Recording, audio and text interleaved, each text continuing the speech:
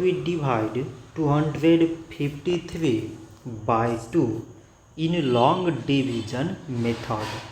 So 2 times 1 means 2. On subtracting we get 0.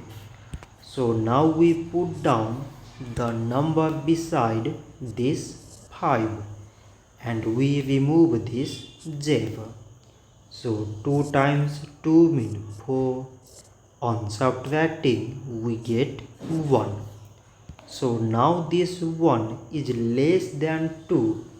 So we put down the number beside this 3.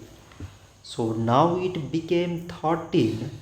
So 2 times 6 means 12. On subtracting we get 1.